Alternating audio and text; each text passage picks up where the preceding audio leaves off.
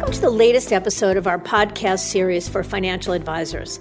Today's episode is an industry update on Goldman Sachs. What could a new RIA custodian mean for advisors and the industry? With special guest Louis Diamond. I'm Mindy Diamond, and this is Mindy Diamond on Independence.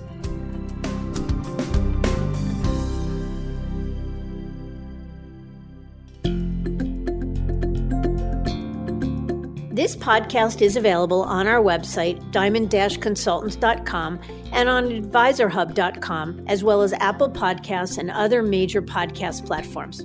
If you're not already a subscriber and want to be notified of new show releases, please subscribe right on your favorite podcast platform or on the episode page on our website. And if you find the content in this series to be useful and know others who could benefit from it, feel free to share it widely. Many financial advisors who manage money for ultra-high net worth clients inquire about Goldman Sachs and whether they are in the game of competitive recruiting. The answer is a hard no. Goldman's model has long been about recruiting second career folks that they can home grow into top private wealth advisors. That model has actually worked pretty well for them too, as most of their approximately 400 tenured advisors manage at least $1 billion in assets and generate many millions in annual revenue. And Goldman has been loath to pay recruiting packages that compete with the likes of other major bank or wealth management firms.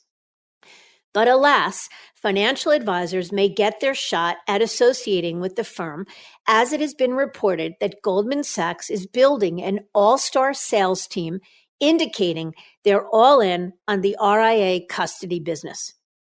For example, last month, the firm closed its deal to acquire Folio Financial, a relatively small custodian with approximately $11 billion in assets under custody for about 450 RIAs, and announced its interest in serving more RIAs.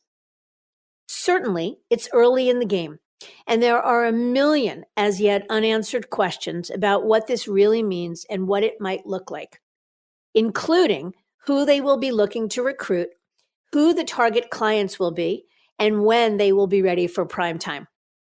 But it definitely means that the RIA space is being validated once again, that competition is good for advisors and clients and the industry as a whole, and that there may just be a way to leverage this vaunted brand with real cachet and still be independent. It's worth noting that perhaps the number one thing that a prospective breakaway advisor worries about is how their high net worth clients will feel about them giving up names like Morgan or Merrill and the like. Sure, Schwab, Fidelity, and BNY Mellon Pershing have significant brand recognition, but I'm not sure there's any brand more synonymous with the ultra-affluent than Goldman Sachs. While no launch dates have been released, and there's still plenty of questions, there is some perspective on it that we can share at this time. So I've invited once again my son and partner Louis to join me for this conversation. Louis, thanks for joining us. Appreciate you having me on here. Happy to talk today. Great. All right, let's jump in. So Goldman Sachs getting into the RIA custody game, how big a deal do you think that is? It's seemingly a pretty massive deal. While we don't really know terribly much about what this is going to look like, what the pricing is, what the capabilities are, and there's definitely more questions than answers at this point, just the idea of a name and a institution with the caliber and cachet of Goldman coming into the space is a major deal. They definitely have the potential to be a pretty incredible disruptor to the typical kind of steady Eddie custody world, especially with TD and Schwab merging together. There seemingly was an opening for maybe a fourth major player to come in, and Goldman can really be the one to turn this RIA custody space upside down. And is there any other proof that they're getting into it other than having bought this small RIA custodian? Like, how likely do you think this is? Yeah, it seems like it's more conjecture than anything right now. They bought Folio, which was with $11 billion or so in assets. It's not an insignificant amount, but for Goldman Sachs, that is probably more of a rounding error. So that was the first indication of their intent to try to move into the space, but it wasn't a major transformational acquisition like we saw with Morgan Stanley buying E-Trade or Schwab buying TD Ameritrade. So really the only other, I guess, potential facts we have or breadcrumbs was an RIA Biz article from a couple weeks ago citing that two top tier business development officers, one from Pershing named Bill Dalton and another from Schwab named Richard Lofgren, have reportedly joined Goldman or will be joining Goldman at some point in the future. Interesting. And those are some pretty decent proof points. So again, conjecture, but what do you think the mechanics would look like? Would Goldman build this from scratch, or will they be relying on third-party tech and infrastructure?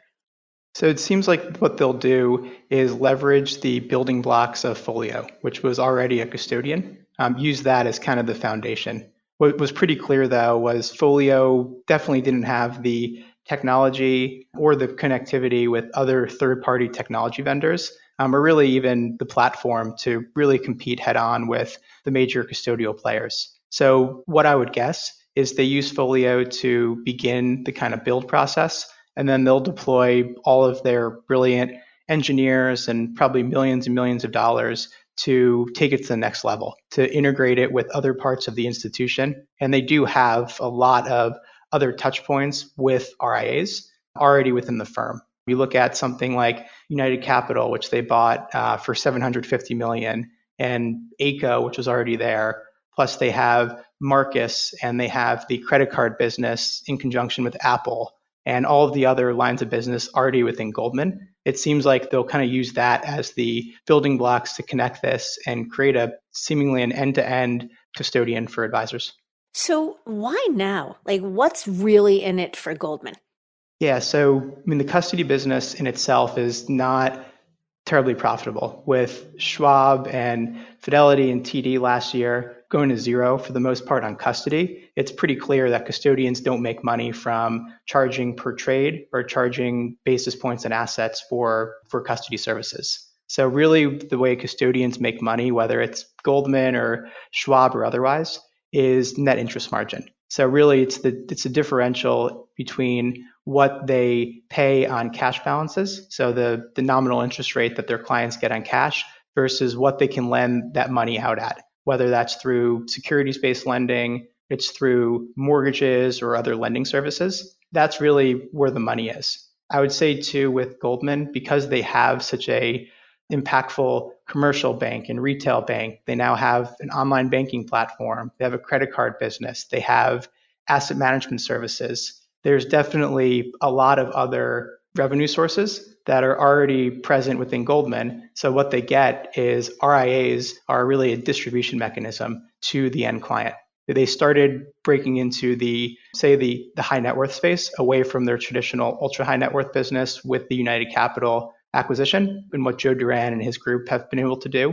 And this is further penetration into more of the high net worth or retail market, but really using the underlying clients that RIAs can bring to the table to cross-sell or to deliver additional services that Goldman can then make money on. Interesting. All right, what if I flip the script here and ask you about these next two questions, if that's okay with you? Yep, go for it. Great. How do you think the Goldman Private Wealth Advisors or PWAs will feel about this? Do you think it's positive or it's a negative thing for them?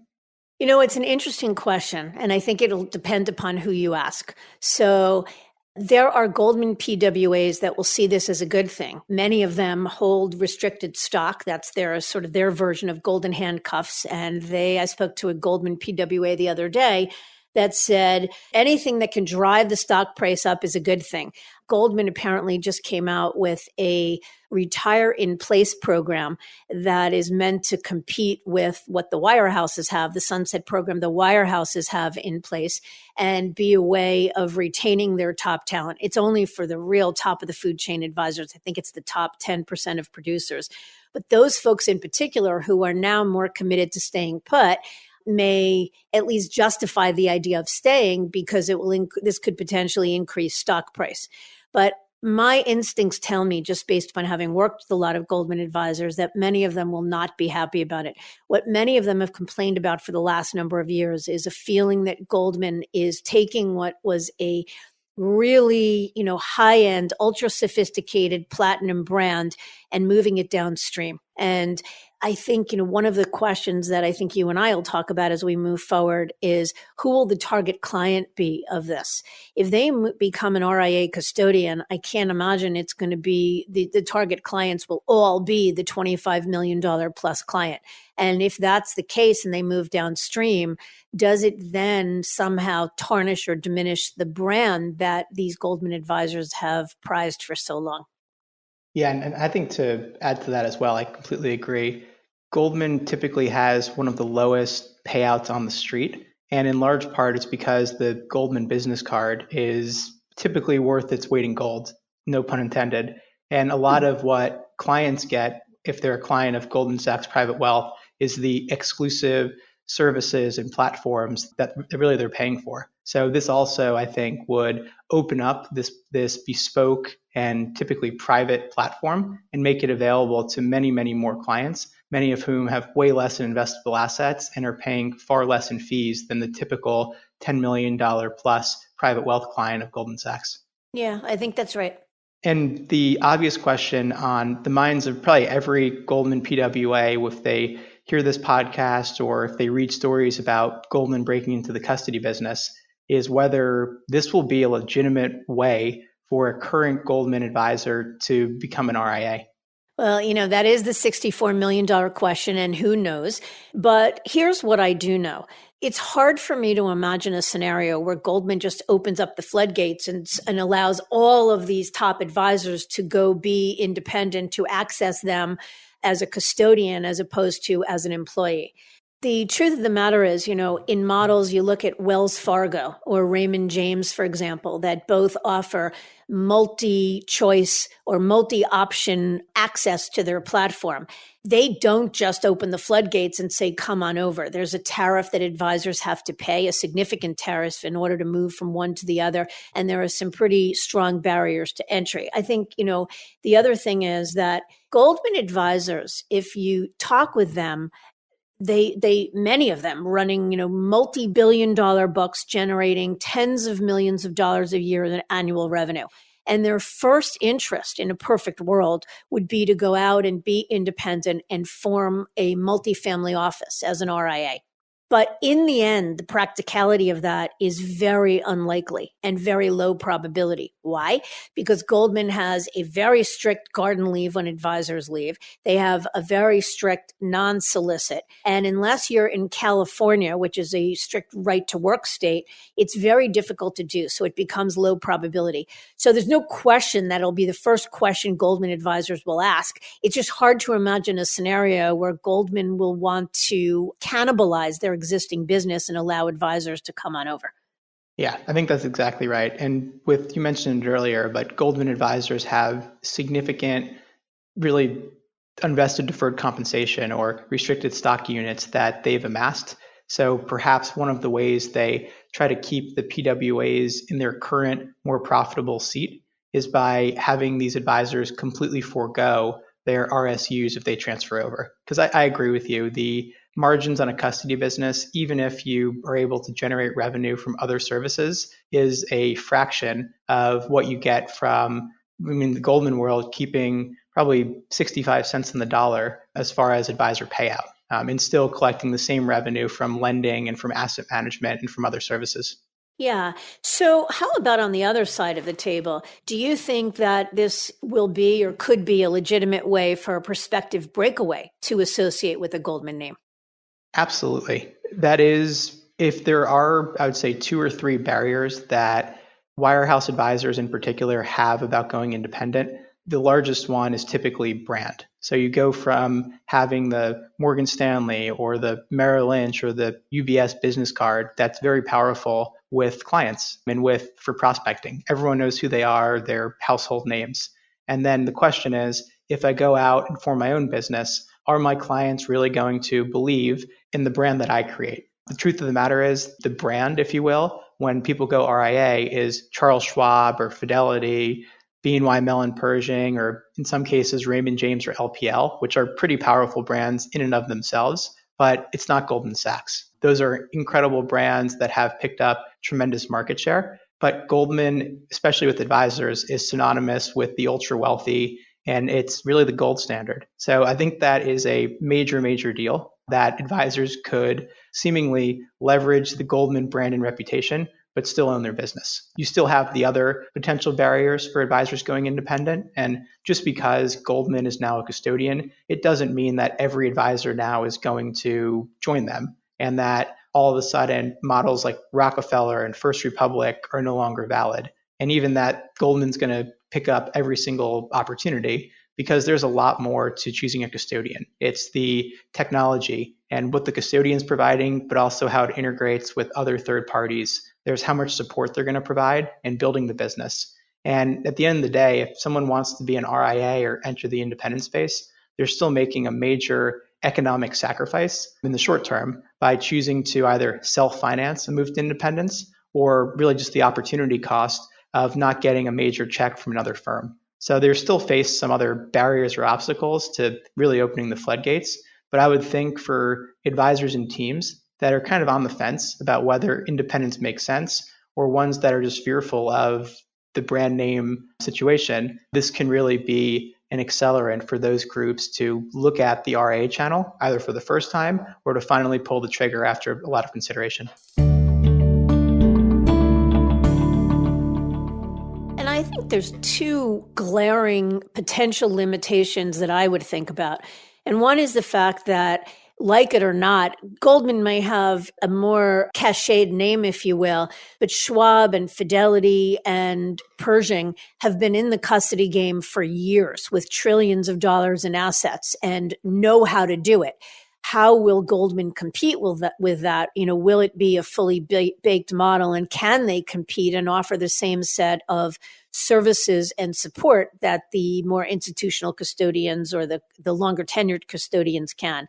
And then the other potential roadblock, as I see it, is that the definition of being an RIA is true open architecture, is that the independent advisor gets to shop the street for every aspect of the business, from the technology he uses to the alternative investments they source to product, platform, lending capabilities, trust capabilities, insurance, all of it. And do you think that they would be able to do that in the Goldman model? So I guess, what are your thoughts about those two potential barriers?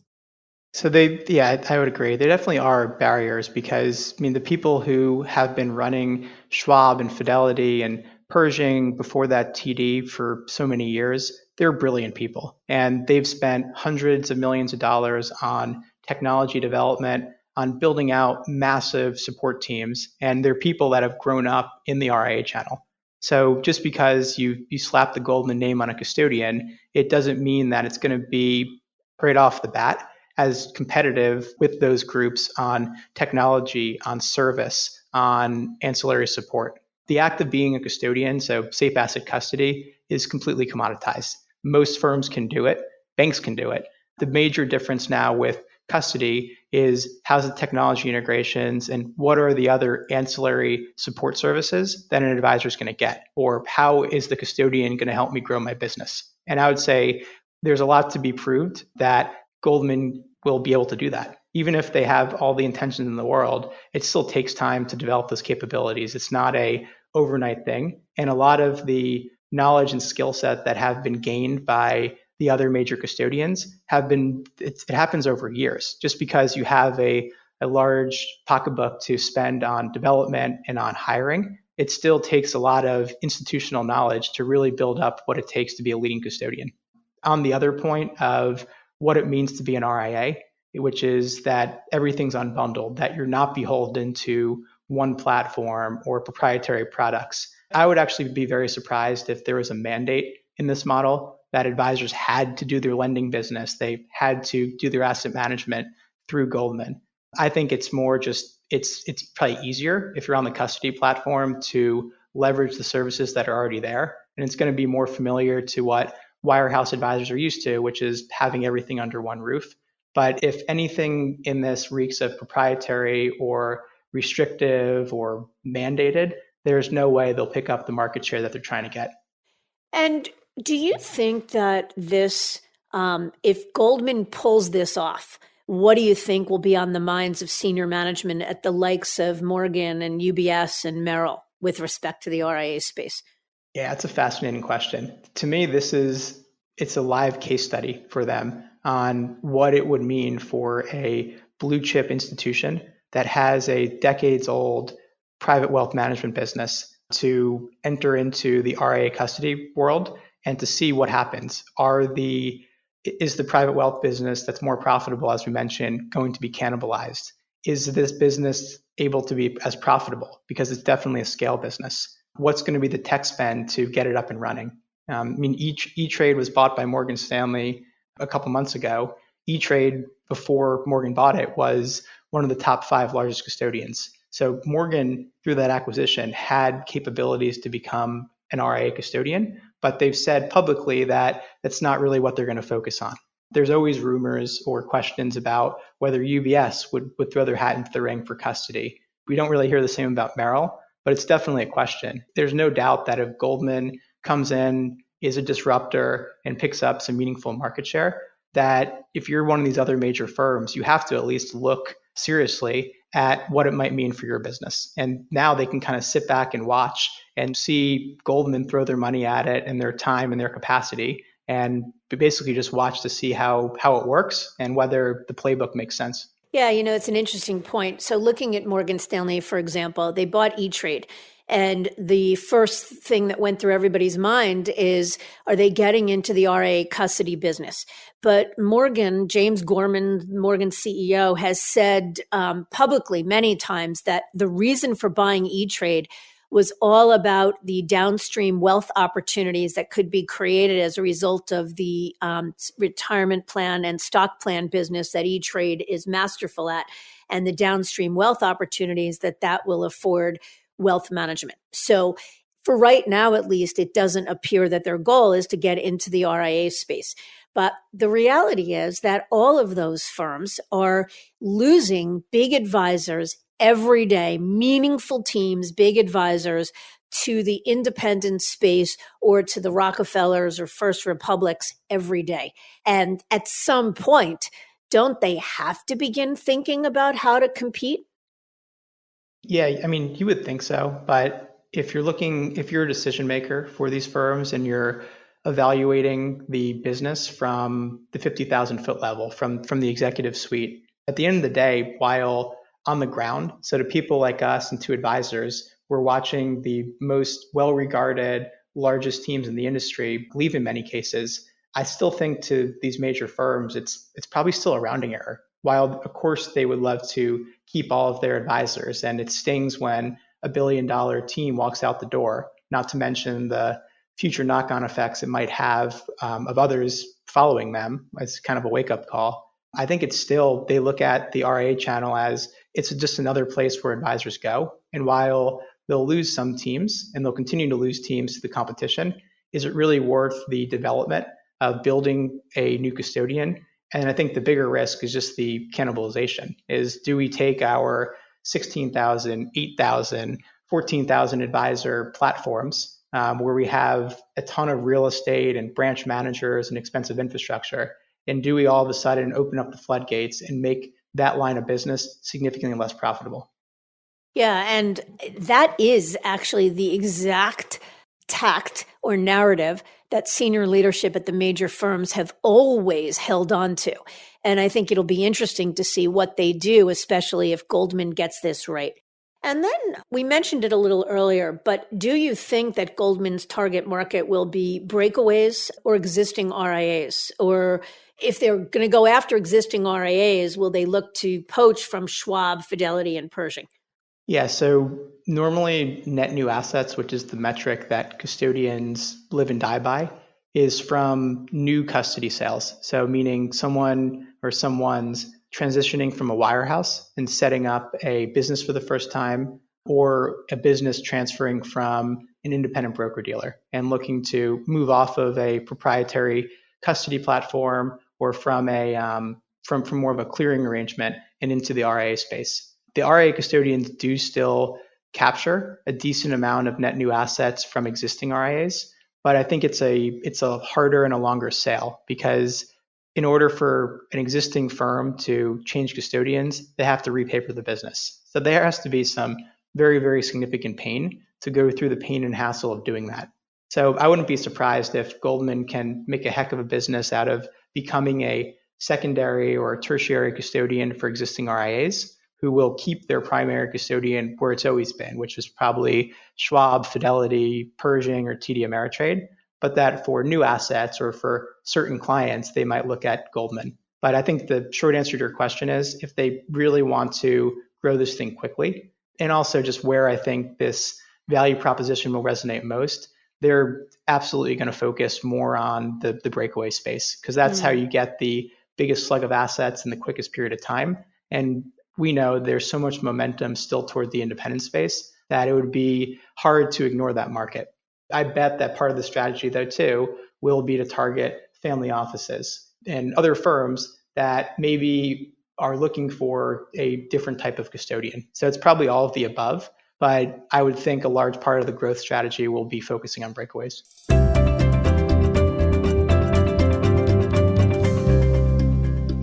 Louis, thank you for all of this. You know, you and I are never about promoting rumors ever.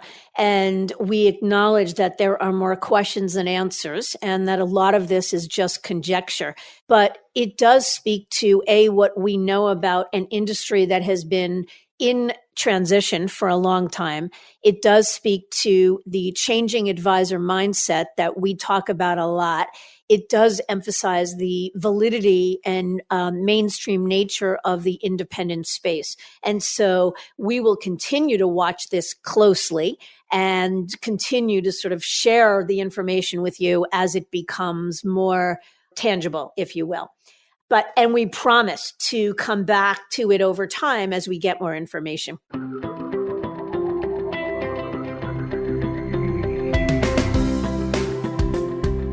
So until next time, I thank you for listening.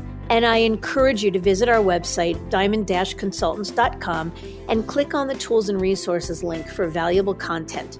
You'll also find a link there to subscribe for regular updates to the series. And if you're not a recipient of our weekly email, Perspectives for Advisors, click on the blog link to browse recent articles. These written pieces are an ideal way to stay informed about what's going on in the wealth management space without expending the energy that full-on exploration requires. Feel free to email me or call me if you have any specific questions, and Louis as well. I can be reached in the office at 908-879-1002 or by cell at 973-476-8578 or by email at mdiamond@diamond-consultants.com.